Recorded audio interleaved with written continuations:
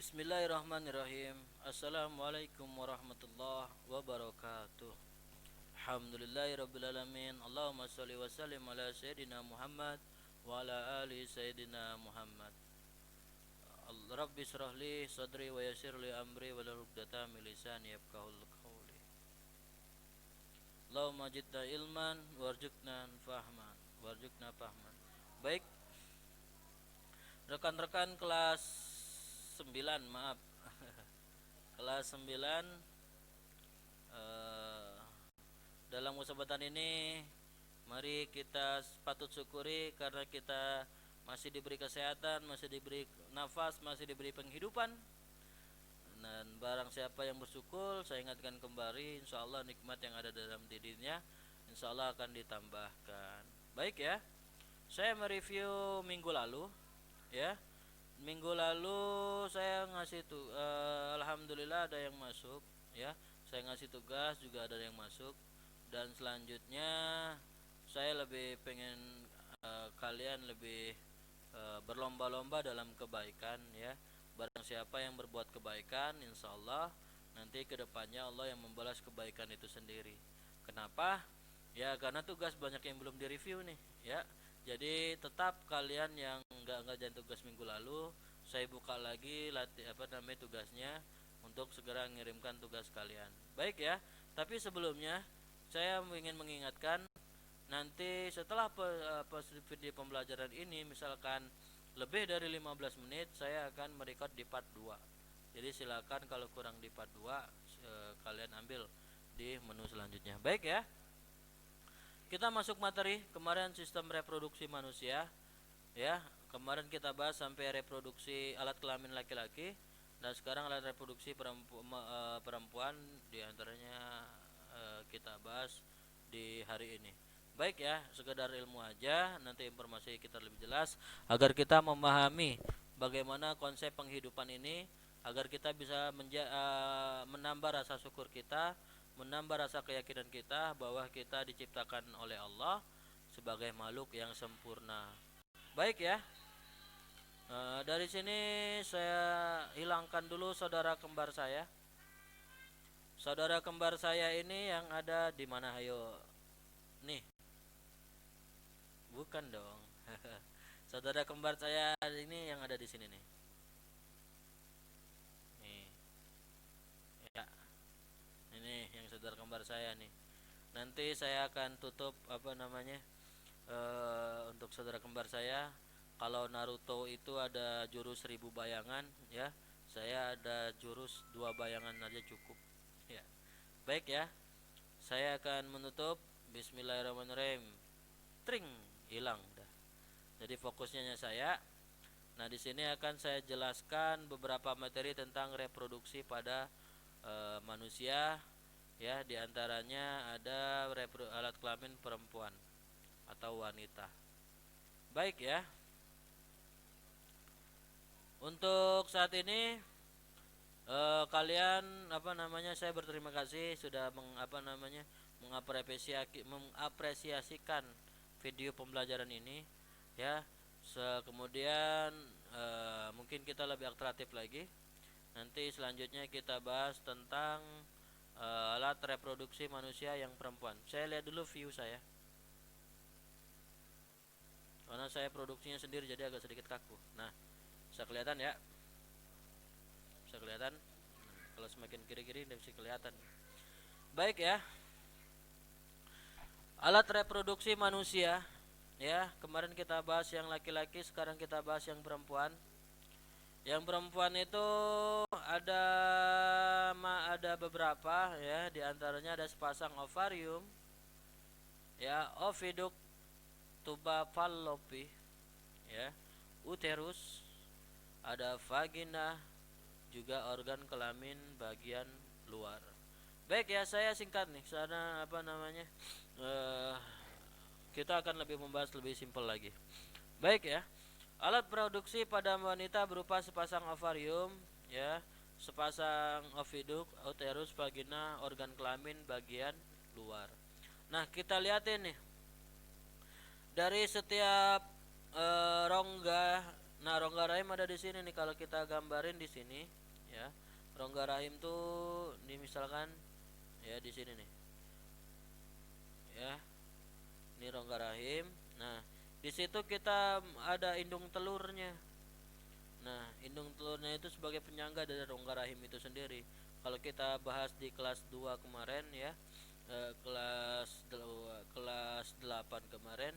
Nah, sebagai penyokong itu sebagai dibentuklah rongga-rongga supaya sebagai penahan ataupun penyokong dari organ-organ yang sensitif. Ada indung telur, sama indung telur. Ada leher rahim. Ini masih rongga rahim ya, kita bahas di rongga rahim. Ada leher rahim. Nah, di sini adalah vagina. Vagina itu berarti letaknya di sini nih. Maaf ya. Nih, vulva yang merasakan lendir. Nah, ini efeknya nih kalau kita ada ada serangan, ada sperma masuk ke tubuh. Nah, indung telurnya berfungsi nanti masuk di sini leher rahim. Nah, di sini adalah ovum-ovum yang muncul ya. Di sini ada fallopian tube, tuba fallopi ya, atau oviduk ya. Nah, di sini saya jelaskan nanti bentuk fungsinya. Ada ovarium. Maaf. Ada sigmoid challenge, ada uterus ya, ada fornix, ada cervix, ada rectum, ada anus ya. Vagina sendiri di sini ya, uretra, ectoris, public bone ya, G-spot dan bladder. Baik ya, kita bahas ovarium dulu. Ovarium itu indung telur. Saya lihat review dulu.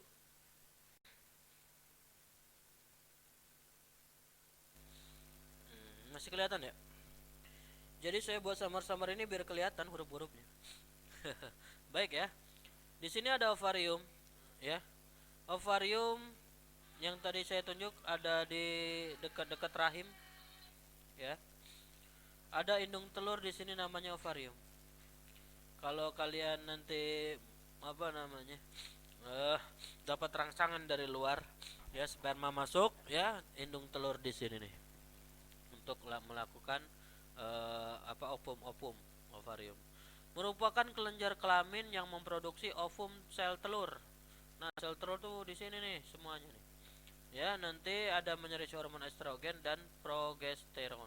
Nah, fungsinya nanti kalau kalian merasakan hormon ada bentuk estrogen yang bersifat merangsang atau progesteron yang untuk mengikat dari suatu sperma ke ovum itu sendiri. Baik ya, saya agak lagi sedikit tapi hati-hati. Nah, indung telur di sini ada vaginanya. Vagina tadi bentuknya seperti ini ya. Nah, saya seharusnya bisa gambar nih. Cuman saya kaku kalau masalah perempuan, maaf. Nah, kantung saw ya. Ada vulva yang merasakan lendir. Jadi barang masuk, cik ya. Di sini ada foam. Nah, yang sperma masuk ke sini adalah ovum. Sperma masuk ke ovum. Muncullah kita di dinding rahim. Paham ya? Nah, saya mempercepat jadi. Oviduk atau tuba fallopi atau fallopian ya. Nah, di situ berfungsi menyalurkan sel telur ke uterus atau rahim dengan gerakan peristaltik dan dibantu oleh gerakan silia pada dindingnya. Ya. Ini agak sedikit riskan, cuman ini sebagai ilmu ya, informasi. Nah, kantung saw. Nah, di situ seperti di sini mendekati ke vagina. Ya. Ada indung telur di sini bentuknya. Ini yang nanti menyokong semua sperma ya. Nah, ada saluran telur di sini yang memproduksi sel telur di sini, ovum-ovum kita, ovum-ovum perempuan ya, dibantu oleh gerakan silia pada dindingnya. Setiap dindingnya semua ya itu membentuk ke telur uterus di dalamnya, rongga lahim. Nah, inilah nanti kalau setelah ovum-ovum dibuahin muncul di sini yang membantu gerakan silea pada dinding gerakan perilastik untuk menghasilkan makhluk hidup baru. Baik ya, kita lanjut. Ingat tadi ovarium, oviduk ya. Juga selanjutnya uterus atau rahim. Rahim di sini nih kita mainnya nih, kita pelajari nih. Rongga rahim, tempat berkembangnya embrio. Selama kehamilan, volume uterus mampu mengembang biak hingga 500 kali. Ya. Jadi tempat berkembangnya embrio ya kan, setelah kita dibuahin sama sperma ya kan, masuk ke ovum menjadikan embrio, selama kehamilan volume uterus mampu mengembang hingga 500 kali. Jadi yang mengembang itu dari perut ibu kita namanya embrio jadi manusia. Ya, paham ya? Di uterus itu sendiri, di rahim. Mengembang hingga 500 kali. Bayangkan ya. Dari yang kecil, sperma kecil banget, bisa pakai mikroskop juga bisa sih kalau nggak salah. Ya. Ya. Di situ bisa ngembang sampai ibu kita hamil. Oke ya. Ini contohnya nih.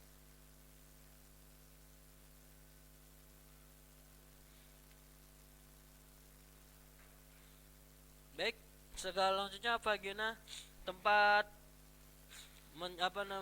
penis menyalurkan spermanya ya, tempat penis pada saat kopulasi dan sebagai jalan keluar bayi pada proses kelahiran. Nah, bayangkan ciptaan Allah ya, dari hal yang kecil ya, yang dari tempat perempuan kita keluar tuh ya. Nah, bagaimana perjuangan ibu waktu kita lahiran ya. Nah, makanya kita patut hormati orang tua kita agar kita mendapat ridha Allah, karena ridha Allah ridha walidayah. Nah, kita keluar ya. Bagaimana? Ya dari rahim tetap keluar ke vagina itu sendiri. Maka keluarlah kita. Biasanya yang keluar itu kepala dulu. Kalau kaki dulu biasa nyungsang. Baik ya. Selanjutnya perhatikan dulu.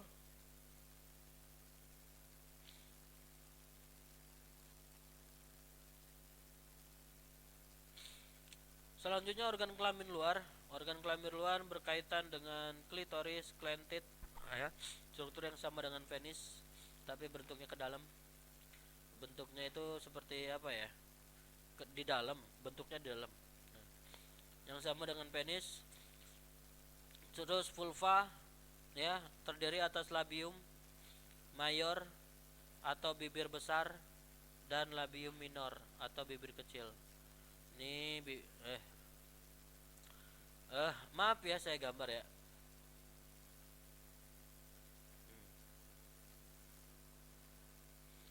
Nah, ini vulva.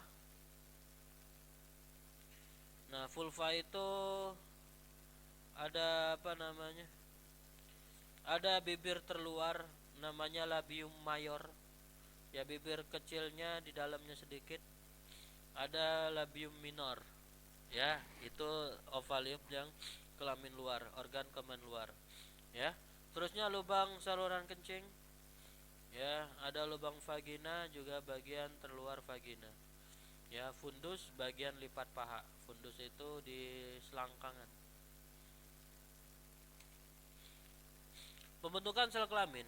Pembentukan spermatogosis seperti di dalam testis. Spermatogoneum bersifat diploid dan selalu membelah diri secara mitosis sehingga berjumlah banyak. Sebagian spermatogonium membesar menjadi spermatosit primer, terus spermatosit primer terus membelah diri secara meiosis, membelah diri membentuk spermatofis sekunder. Sekunder membelah diri kembali secara meiosis menjadi spermatid. Spermatid berdiferensi menjadi sperma. Tiap-tiap sperma memiliki jumlah kromosom setengah dari jumlah kromosom spermatogonium. Nah, kita udah memahami alat kelamin laki-laki, alat kelamin